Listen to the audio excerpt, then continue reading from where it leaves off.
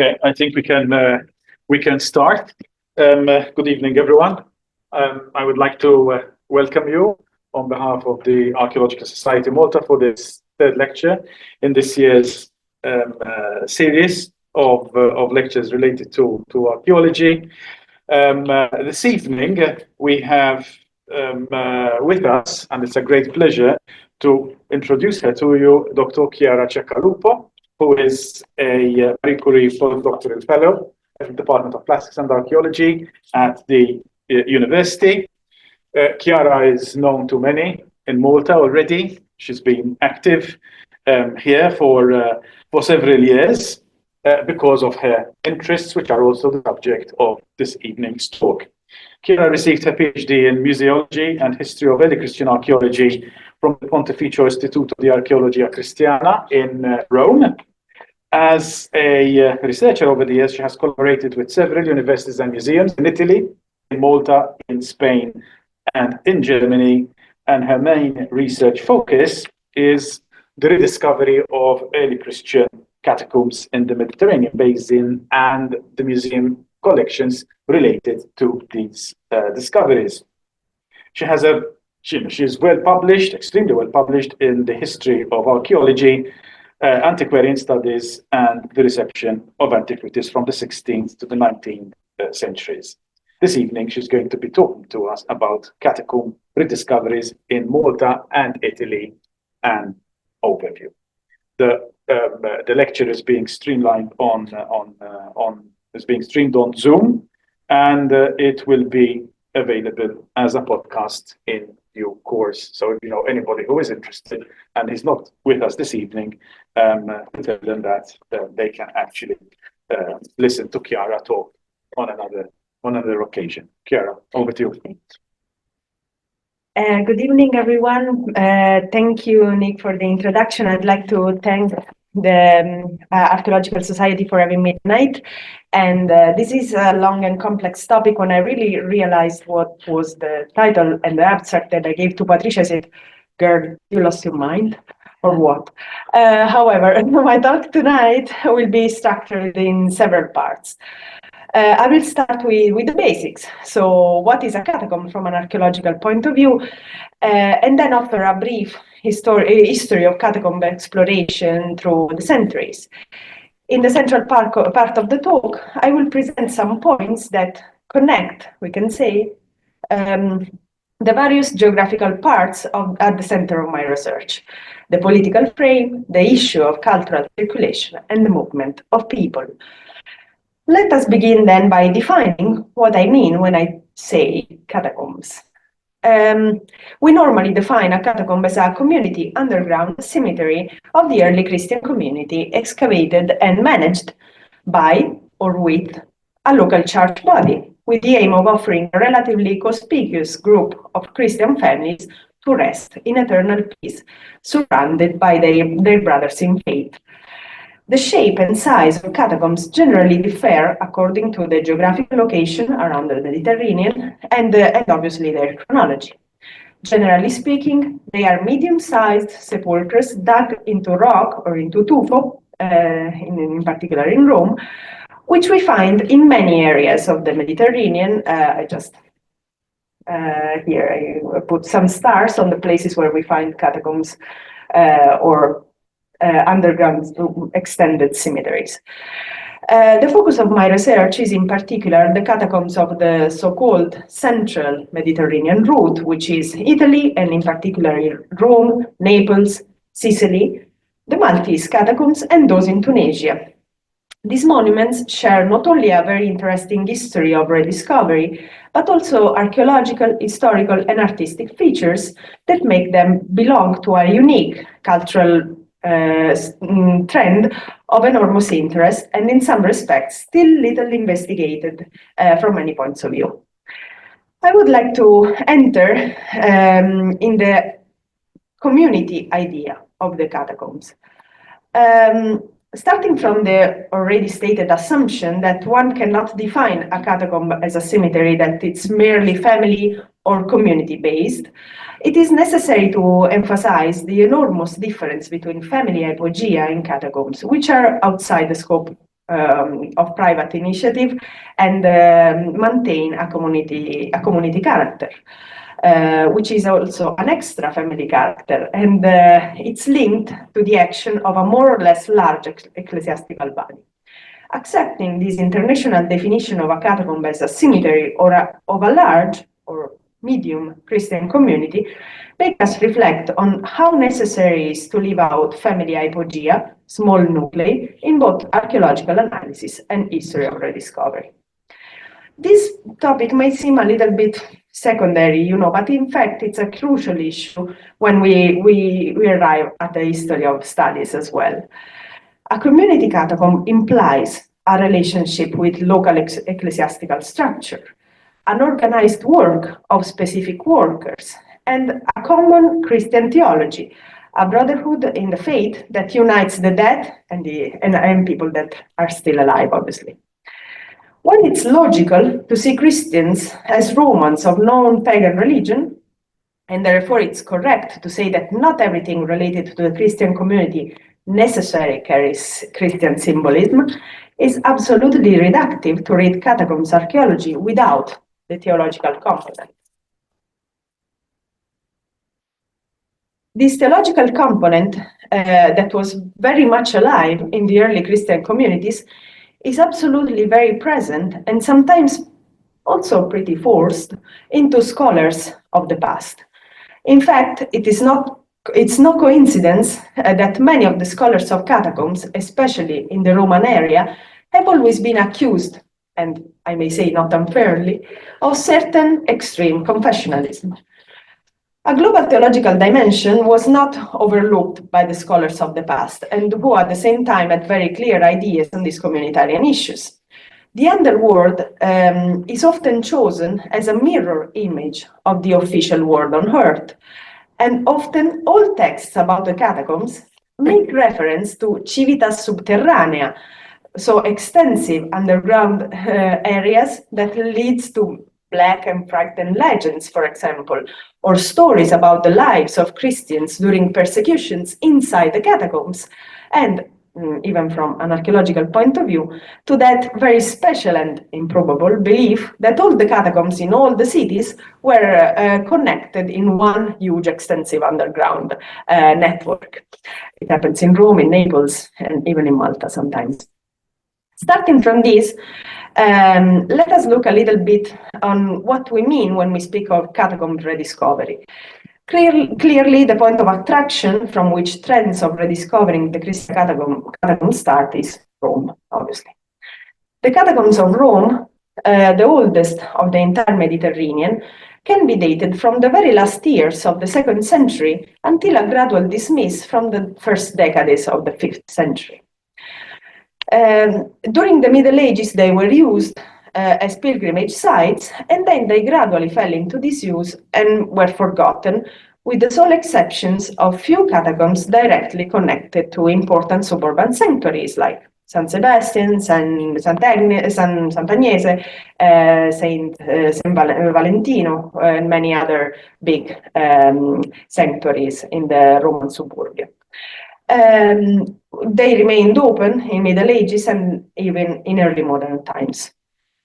We can say that the start in researching the Roman catacombs began with the accidental rediscovery of an anonymous catacombs in the Via Anapo, in the Anapo Street, we can say, which is on the Via Salaria in Rome, in 1578, which led to a growing interest among ecclesiasticals, scholars, and local people as well, and then into a rush to find catacombs everywhere in the suburbs of Rome. Many scholars flocked to Rome, to the Eternal City at that time, and as you all know, obviously, it was the Maltese Antonio Bosio who wrote the first major work of the Roman catacombs. As you all know, it was the Maltese Antonio Bosio who wrote the first major work on the Roman catacombs, which was obviously Roma Subterranea in 1632. The 17th and 18th century were centuries of attention and frequent excavations in the Roman catacombs, especially in search of relics to be sent all over Europe and beyond. A systematic despoliation that, however, allowed the excavation of many underground cemeteries. There are two faces of the same coin, obviously. A great change took place with the scientific and archaeological turning point of the second half of the 19th century, when, starting from Pius IX and Pius XI, the Holy See invested a great deal of money in the excavation of the catacombs, and this led to great studies and publications, as we will see later. The foundation of protection and training bodies as the Pontifical Commission of Sacred Archaeology paved the way for the 20th century catacomb archaeology, which I will clearly leave out from this in this occasion. Let us say that with Antonio Bosio's Roma Sotterranea, a hunger for research into the catacombs spread throughout Europe. This is the Antiporta, so the first page of the Roma Sotterranea, the frontespizio. I would like to point out that we have in the center, this is probably after a drawing of Pietro da Cortona, so it's a very important piece. In the middle, we have a scene of the position, but if you look at your left, at this point, no, it doesn't work. At this point here, you can see an explorer of the catacombs that comes up. Probably it's not really how they used to explore catacombs, because they came from the upper part and going down, so in a we can say in a reverse way. But however, it's very interesting that we see in this frontispiece the image of an explorer. However, in the other areas of Mediterranean that we have taken into consideration, we do not find monographic studies of the catacombs, at least until the 19th century. But what we find is many local scholars, often of very, very high level, that dealing with the history of their own city, study and often investigate in deep and publish news on the Christian catacombs of their homeland or their cities.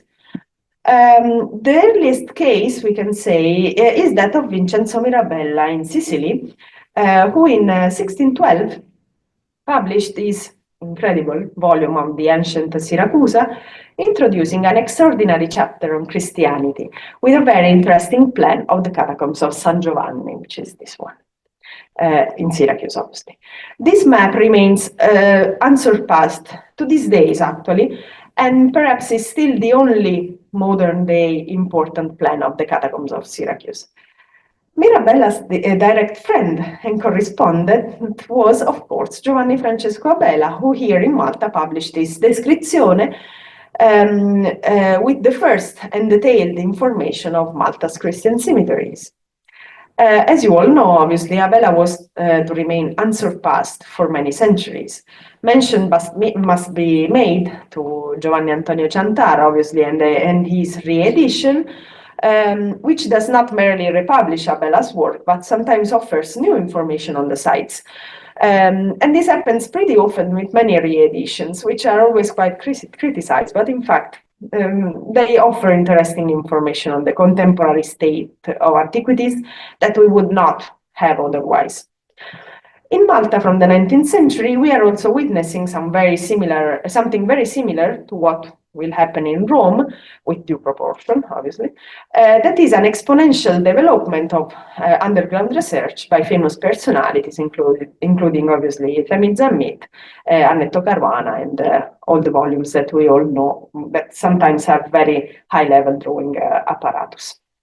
An even more fragmentary situation is to be found in Naples, whose catacombs, and particularly the catacombs of San Gaudioso and San Gennaro, had been known and visited since the late Middle Ages. We have a very interesting account of Santa Brigida that goes with in the year 1350, that go praying with their daughter in the catacomb of San Gennaro. To find a first description however, of these catacombs, we have to go at the end of the 17th century, when an amusing explorer, this is one of the most funny account of catacomb exploration of Italy, in my opinion, when an amusing explorer and connoisseur of Napolitan antiquities, Carlo Celano, wrote a descriptive guide to the city of Naples in 10 days. So 10 days to discover Naples. It was very nice piece. Introducing the two great catacombs in details. Well, very little was to be done before the 19th century outside this mere local history, we can say.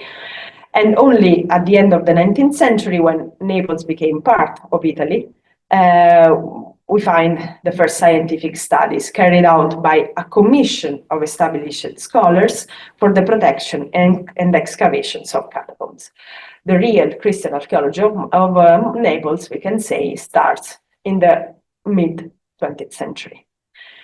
Now we take, even if it's not the core of our topic today, a little step across the sea. In this panorama, the research on the catacombs of Tunisia and Algeria is a kind of an exception because the attention on catacombs began during the 19th century, in conjunction with two factors actually: the arrival in North Africa of the missionary order of the White Fathers, with the very famous Father Alfred Louis de Lattre in Carthage. And we will talk a bit more about him later. And this was, of course, connected to the French protectorate that placed North Africa and North African archaeology in a new colonial and Romano-centric, we can say, horizon. French archaeologists, soldiers, and explorers, together with missionaries, worked together in the last decades of the 19th century to recover what they could use as a proof of the Christian past, obviously the catacombs included. Much has been written in general on the role of Christianity in fostering collective memories and identities. And it's indeed a topic that is very, very well known for the Maltese case, for example. But let's go a little bit deeper. It is impossible not to see a connection between 16th century Counter-Reformation and catacomb rediscoveries. This novel attention to ancient Christian art is extremely interesting for the political and propaganda use of Paleo-Christian images, because Christian art appeared to have a great appeal from common people everywhere and could be used to convey Catholic messages in Italy and beyond, obviously. Yet in a cultural context generally dominated by the new Counter-Reformation needs in developing a new and unique artistic discourse controlled by the Catholic Church, links between a genuine interest in Christian antiquities and the Catholic Counter-Reformation cannot be entirely dismissed, actually. Roman and other European Catholic scholars of the second half of the 16th century were very keen to render service to the Catholic Church.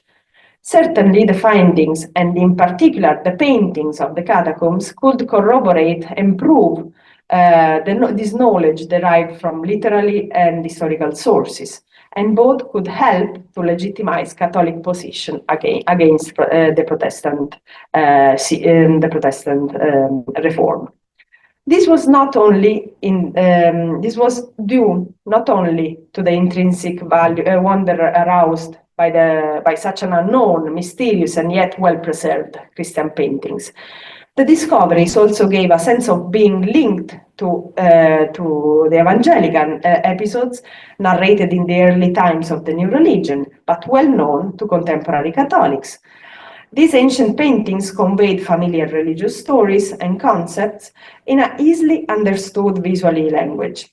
Early Christian pictorial art was presented as incorrupt, pure, severe, spiritual, we can say, and it was perfect for this figurative renewal of Catholicism that had to serve the Counter-Reformation. In addition, this discovery of early Christian art and its clear message that served to promote the unbroken continuity of the Roman Church from apostolic time to present is always been strongly stressed by the popes. We are therefore in front of a continuous propaganda of the Church of Rome that uses the primitive Christianity to share dogmas and principles of the original church of the Paleo-Christian time. These readings, obviously, force the archaeological datum, as always, and explain it, and always explain the archaeological findings in a Catholic identity and ideology. And it is not linked only to the 16th century and the Counter-Reformation.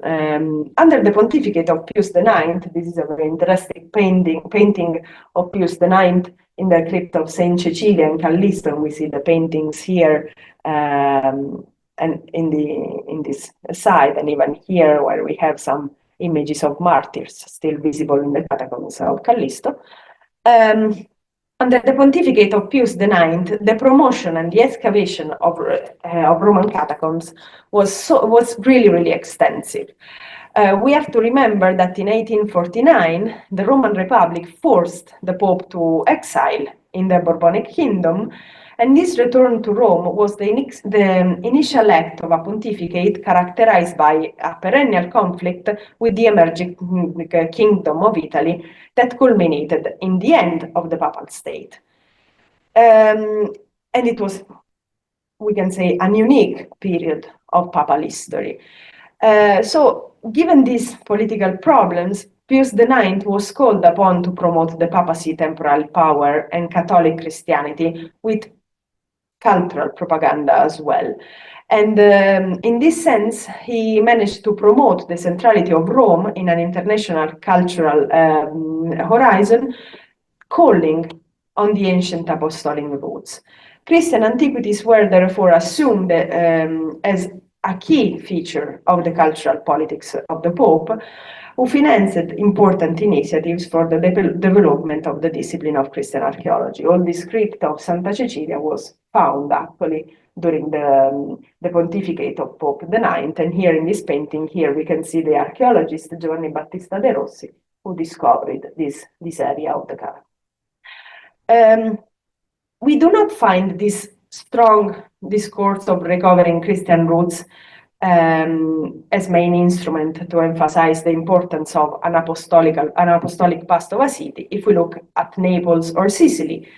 Here it is obviously present, and much sponsored by the local ecclesiastical authorities, but from a cultural point of view, Napolitan and Sicilian historiography is much more focused on Greek ennobling past of the regions, recalling a past of freedom and power to be promoted as much as possible.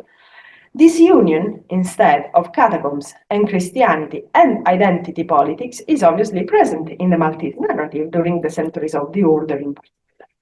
As the only true proof of early Maltese Christianity, the catacombs are useful to historiography first and foremost to prove the truth of the foundation of the Maltese Church by Paul, its antiquity and the presence of martyrs and persecuted Christians, but also the continuity of the presence of Christians despite the Arab period. It was Pius IX himself, as anticipated, who wanted the birth of the missionary Africe, also known as the White Fathers or missionaries of Africa.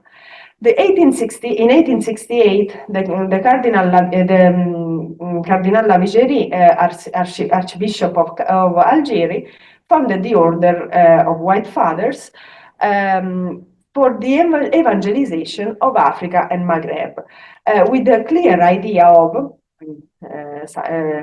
quoting, reconquering the land of Africa to Christ. One of the instruments used by the White Fathers in this reconquest was obviously archaeology, which was instrumental for North Africa becoming of fundamental interest in research of Christian archaeology. Research on Christian archaeology in North Africa led to the rediscovery of places where some of the most important fathers of the Church of the first centuries were active and shed light on ancient Christian communities very well known from written sources and so far from no archaeological data. They started in particular with the great basilicas of Carthage and then reached the catacombs complexes of Sus, Adrumentum, which have not been systematically investigated since the late 19th century. The Tunisian issue is absolutely a proof of how religious ideology was an important engine for the rediscovery of catacombs even outside Rome.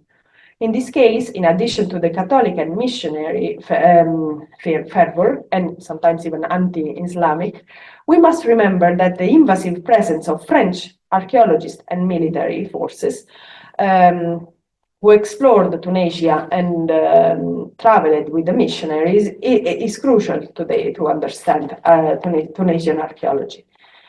This was obviously part of a broader framework of French colonialism in which Roman and late antique pre-Islamic archaeology was used to, in a celebratory key, we can say, to bring the French Empire closer to the Roman Empire, to which it felt it was the true heir. Also, the impressive phenomenon of the spread of relics had been contributing to the definition of the martyrial Christianity of the early century, of which the catacombs are the perfect embodiment, as a proof of Christianity that started in Rome and reached all parts of the Mediterranean. I will not go into the details here of how relics were created, from bodies in the catacombs to statues or reliquaries produced in Rome and then sent all over the world for private use or for the foundations of churches. It is quite common to find reliquaries or bodies marked as containing relics from the Roman catacombs inside modern-day churches, and I am sure that any one of you have seen something like this in Maltese churches.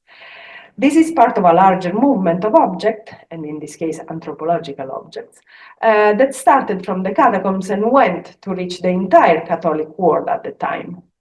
We can say, in a certain sense, that the relics were the first catacomb property that was looked after, sold, collected on a large scale, and much for this antiquity, as much for its antiquity as for the religious power that they had.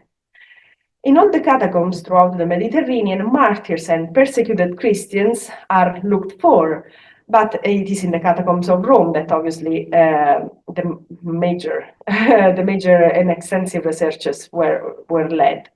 Obviously, because beyond many inventions and every false attribution of sainthood to bodies of poor Christians in the tombs, many popes and martyrs are actually present inside the catacombs and found inside the catacombs, as testified by epigraphic sources, obviously, and written sources as well. The first relics that are disseminated in the world always come from Rome, obviously, and especially those from the 16th and 17th century. They can even reach areas where an early Christianity is present and catacombs are present. For example, I am bringing you here a text preserved in the Book of Bulls of the Cancelleria dell'Ordine, in which the history of the relics preserved in the cave of St. Paul in Rabat is recounted. Among these, we read that there were some relics from the cemeteries of Rome, brought by the prior of Venice, Don Fabrizio Sforza Colonna, with the Galera Capitana in 1609, yes, no, 1607, with the authentication signed by Scipione Cobelluzzi, which was actually a very important Roman cardinal, known exactly for his closeness to the Jesuits, for the Jesuits order, and for his frequentation of Roman catacombs to extract relics. The questions of the circulation of relics, which from the catacombs reach the entire Catholic and Christian world, introduce us to a fundamental point, which is the question of the cultural circulation of works related to the rediscovery of archaeological investigation of the catacombs. We see this movement of ideas and people embodied in two major phenomena. The first is that of foreign scholars traveling to the catacombs to study and investigate them. The second is the dissemination and translation of the main works on archaeology of the catacombs. Let us start with foreign scholars, obviously. It is well known how, until the last decades of the 16th century, the catacombs of Rome were visited by scholars from other nations. And it is indicative that the first graphic records of the first catacombs rediscovered in 1578 came from two foreign scholars, Alonso Chacon and Philips van Winge, an Andalusian and a Flemish man, that we recognize as the first true explorers of the Roman catacombs. That Chacon, for example, was called back to Rome at the end of the 16th century is no coincidence if we think of the great process of rediscovery of the local early Christian past that Andalusian scholars were carrying out during the 16th century, even in almost a forced way with the invention of fake relics created just to prove the early Christianity of Sevilla, Granada, and so on. Or even, for the case of Malta, the German Gualterius, who in the 1620 became acquainted with the Sicilian and the Maltese catacombs and was led inside the Maltese catacomb by Abela to record the inscriptions. Then it seems to me of great interest to remember also the French travelers, Jean Nouvel and Richard Sennon, who saw not only great prehistoric monuments of the Mediterranean, but also the catacombs of Syracuse, recording them in these very interesting drawings at the end of the 19th century, and at the end of the 18th century, and probably they even saw the catacombs of Malta. Changing a century, then, we can see a not so different. Changing centuries, we can also see a very interesting interest in the great German scholars who came to analyze the Sicilian and Maltese catacombs at the end of the 19th century. Meyer, for example, Becker, and many other famous names for the Maltese panorama. Which an archaeological and scientific interest that was strongly linked with the theological vision of research on Christian antiquities as an important source for ecclesiastical history. The panorama of the history of researches into the catacombs of the Mediterranean therefore offers us countless cases of travelers and scholars dealing with the catacombs as they left their homeland. A fundamental role in spreading the news about the underground cemetery complexes and drawing the attention of the international community is played, obviously, by great publications that have come to light over the centuries, but above all by their translations. The most striking case is obviously that of Antonio Bosio's Roma Sotterranea, which was first published in Italian in 1632 and then was translated into Latin only in 1651 by the Oratorian father Paolo Aringhi. Despite the fame that the Italian version already had, this Latin version is obviously much more international and was so successful that in many 18th century inventories, we find Aringhi as the main original author of the work. So just they just erased sometimes the memory of Bosio.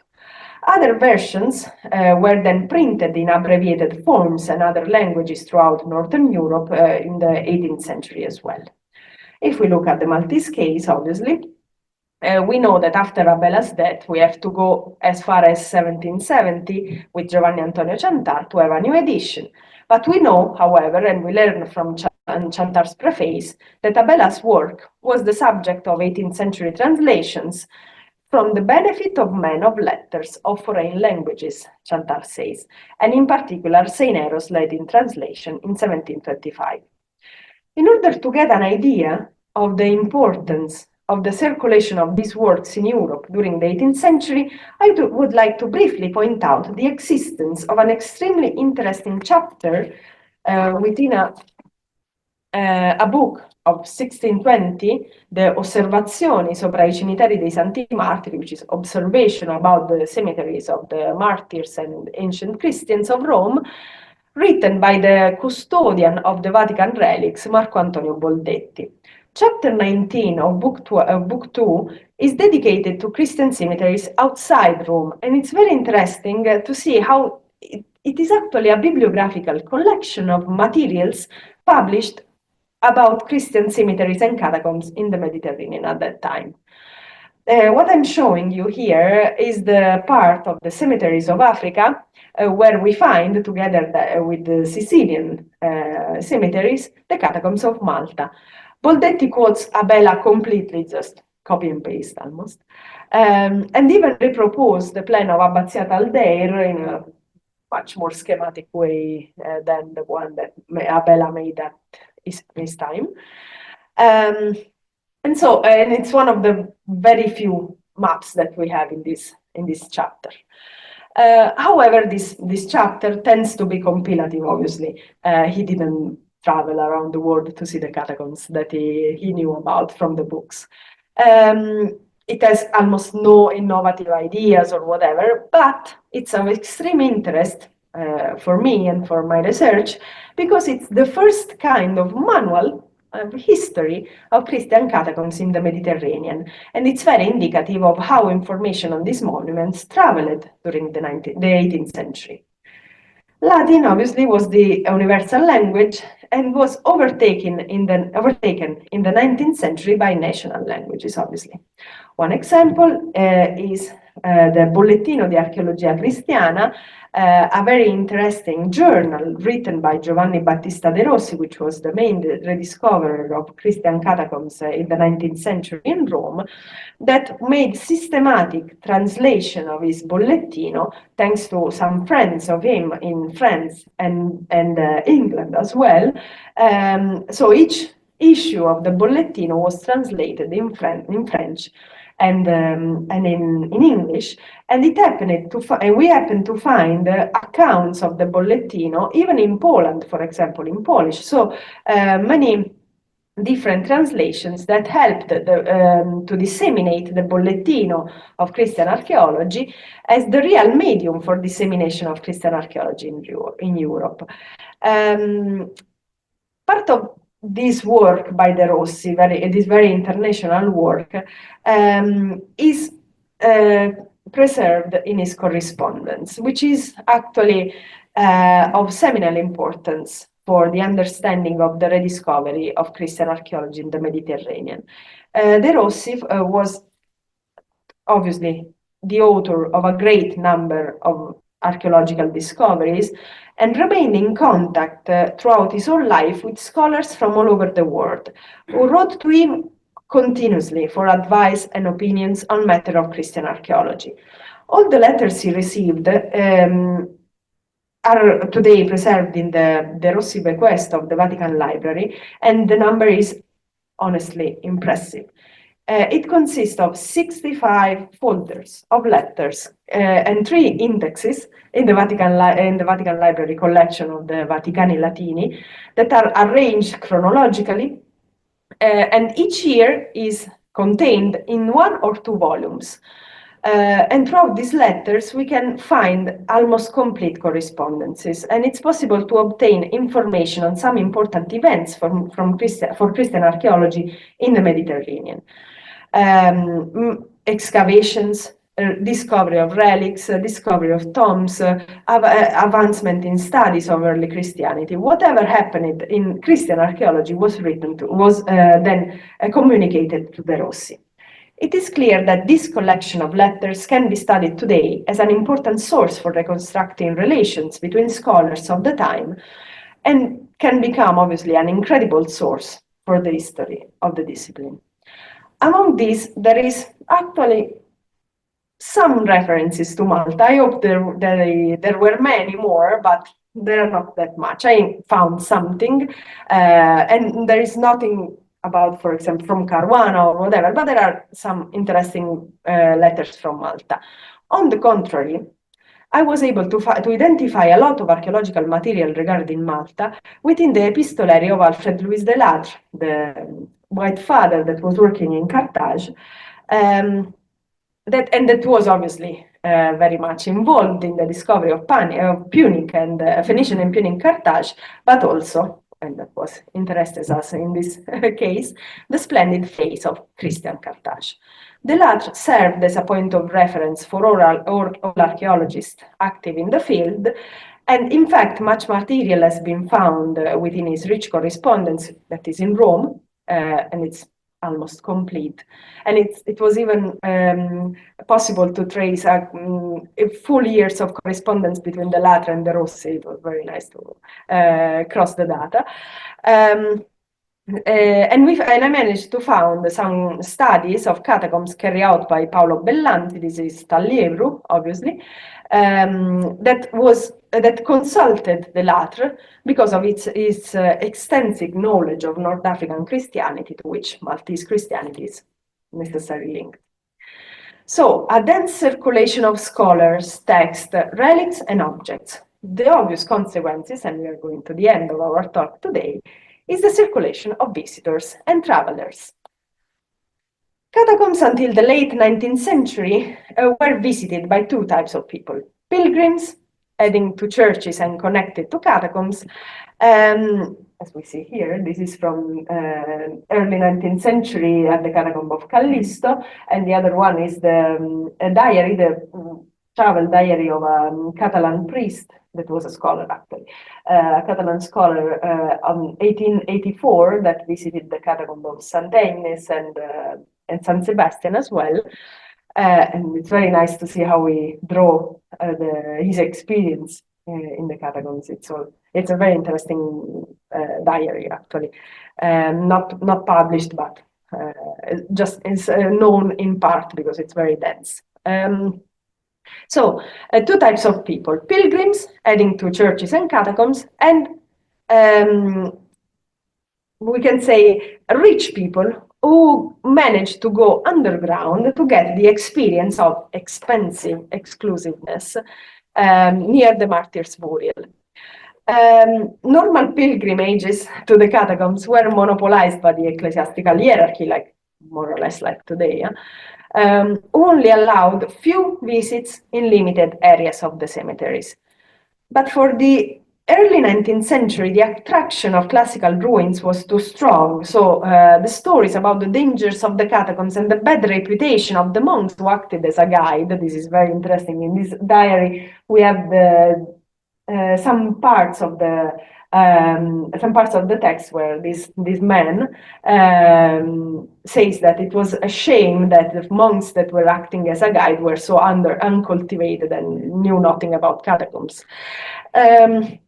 So guides in the catacombs were not common, pilgrimage were not common, and they always had spiritual aims.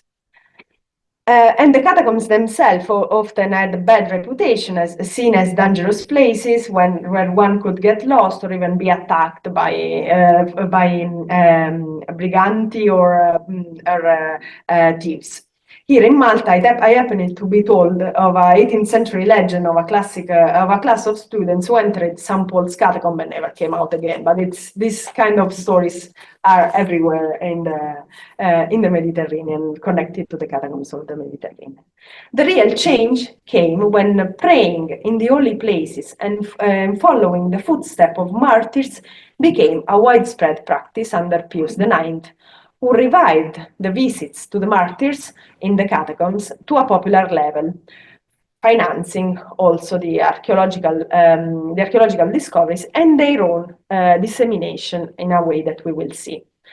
The direct interest of the popes and ecclesiastical bodies in promoting the catacombs remained very strong until the period between the two world wars, and it was not long before, but numerous travel guides and important historical novels of the subject flourished. So these places became new destinations for pilgrims wishing to pray in catacombs holy places. To this topic, one must add also the general increase of the movement of tourism, obviously. Travelers and pilgrims at the beginning of the 20th century, that thanks to the new fastest way of communication, managed to move faster and to start what we may call the middle class tourism. All these experiences then have been strongly connected to the pilgrimage and travel experience. Trips to religious sites are, we can say, the oldest form of tourism, and catacomb tourism can then be categorized as heritage tourism as well. So we always have these two ideas of catacombs as pilgrimage sites, but at the same time heritage sites. We see this union between travel and pilgrimage very well embodied in the first souvenirs created for the catacombs. In particular for the catacomb of Callisto, which are these two, one here, the upper part of the slide, where the Trappist fathers who managed the catacombs from the mid 19th century created various sets of postcards and booklets with images of the paintings preserved in the catacombs, or maybe even private printers in Rome, like this one that added several images of the catacombs. This is Domitilla, Callisto, different catacombs images put together in this, we can say, Art Nouveau frame. And then, for example, here we say, we can see a rough photograph or a description of a visual description of the catacomb of San Giovanni from Syracuse. So images of the catacombs in postcards, so cheap, easy, made for everyone, that had to be sold to pilgrims to spread both historical, artistic, and spiritual messages. Thank you for your attention. Thank